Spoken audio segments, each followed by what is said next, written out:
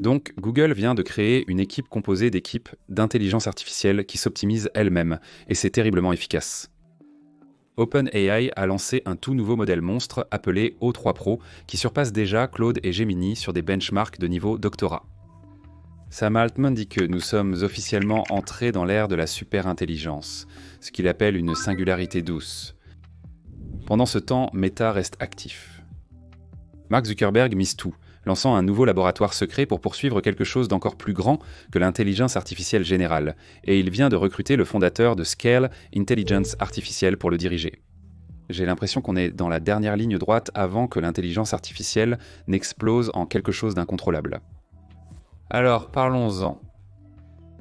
Très bien, parlons d'abord du nouveau cadre MASS de Google, parce que ce truc pourrait bien être le saut vers la super-intelligence le plus sous-estimé qu'on ait vu jusqu'à présent.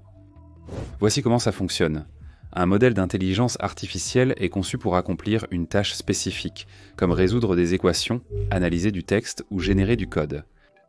Lorsque vous regroupez plusieurs modèles avec des rôles différents, vous obtenez un agent intelligence artificielle, un système où chaque modèle joue un rôle pour s'attaquer à des problèmes plus complexes. Mais que se passe-t-il si vous allez encore plus loin, si vous connectez plusieurs agents intelligence artificielle complets et que vous les faites travailler ensemble comme un grand système coordonné ? C'est exactement ce que fait le nouveau cadre MASS de Google. Il crée une équipe de groupes d'intelligence artificielle tous synchronisés et s'attaquant à des tâches complexes plus rapidement, plus intelligemment et avec à peine une intervention humaine. Faire collaborer des agents intelligence artificielle nécessite normalement de donner des instructions précises à chacun sur leur tâche et l'ordre d'exécution.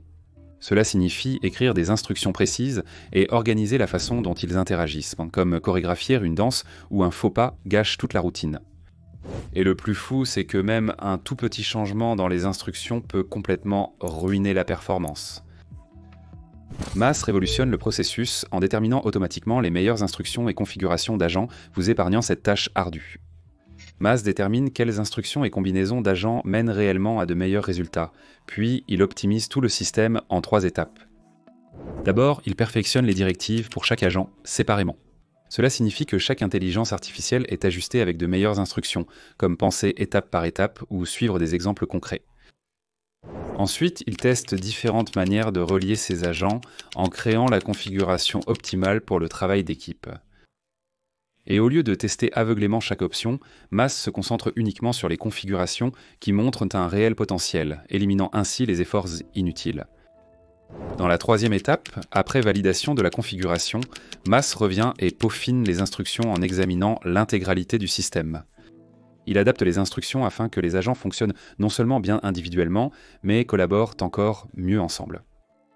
Et les résultats parlent d'eux-mêmes. Lors de tests de référence comme math et hotpot questions et réponses, les systèmes optimisés avec MASS surpassent nettement les configurations multi-agents traditionnelles. En améliorant les instructions, MASS a atteint 84% de précision sur les problèmes de mathématiques, surpassant les systèmes se limitant à ajouter plus d'agents.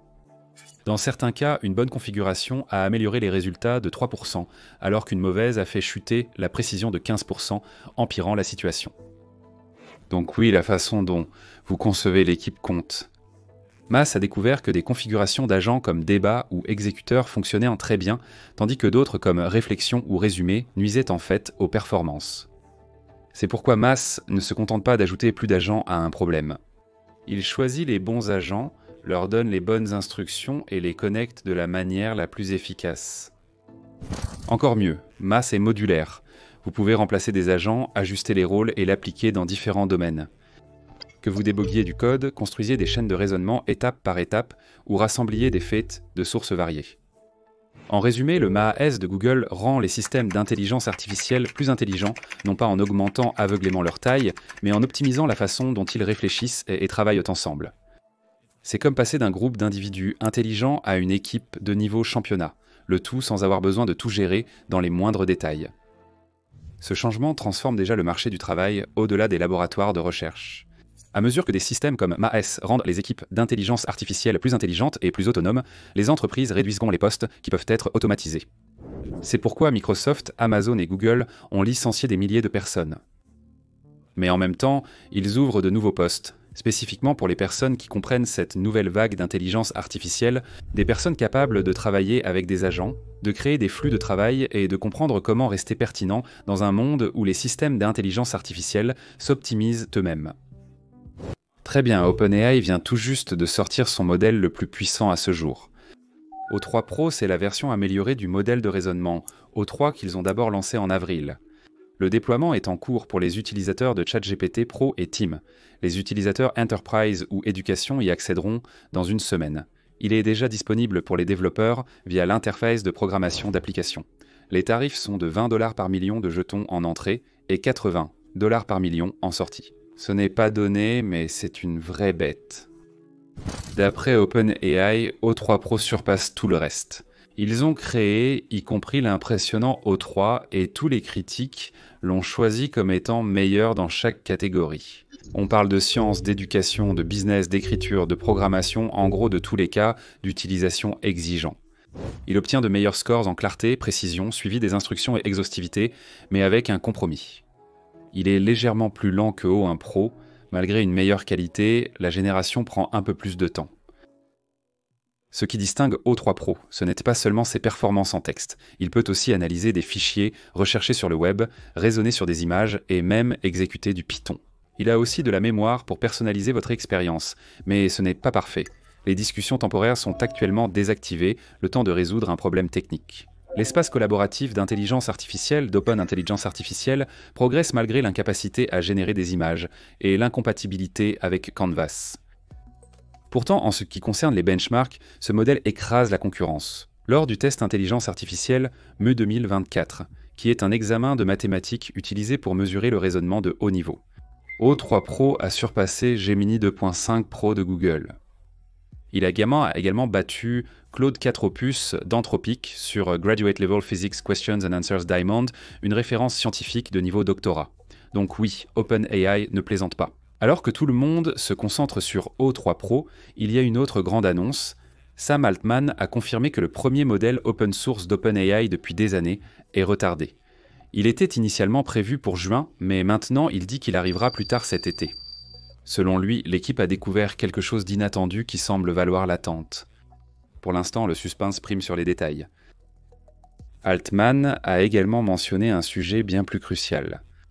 Dans un article de blog, il a affirmé que nous avons déjà franchi le point de non-retour de la superintelligence. C'est sa façon de dire que l'intelligence artificielle ne fait pas que s'améliorer, elle est entrée dans une nouvelle phase.